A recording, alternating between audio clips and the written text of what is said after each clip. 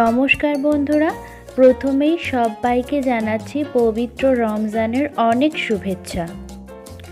আর রমজানে ফাস্ট রাখার পর ফলের জুস শরীরকে অনেকটা এনার্জাইজ করে।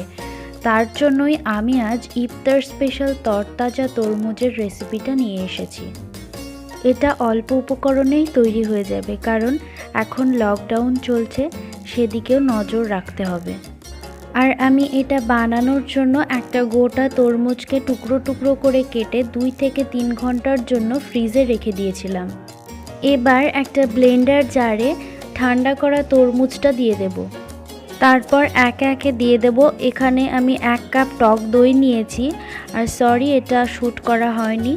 আর তারপর এর মধ্যে দিয়ে দেব 1/2 কাপ পরিমাণ চিনি, চিনিটা টেস্ট অনুযায়ী দিতে পারেন। আর দিয়ে দেব 1/2 টিস্পুন মতো বিট নুন আর 3 টেবিল স্পুনের মতো মধু।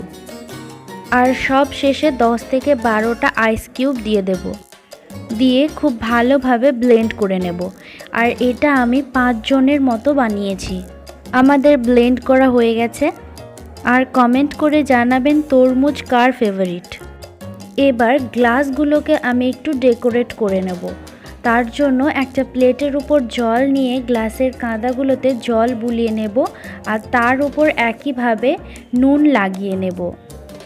আর যতই হোক ইফতার বলে কথা, একটু স্পেশালিটি থাকবে না, তাই কখনো হয়? গ্লাসগুলো আমাদের ডেকোরেট করা হয়ে গেছে।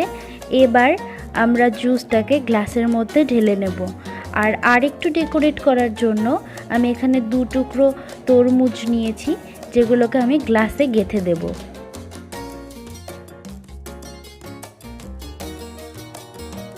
রেডি হয়ে গেল আমাদের রিফ্রেশিং ড্রিঙ্ক ইফতার স্পেশাল তরতাজা তরমুজ। আর বাড়িতে বানিয়ে এটার টেস্ট কেমন হলো আমার সাথে অবশ্যই কমেন্টের মাধ্যমে শেয়ার করবেন।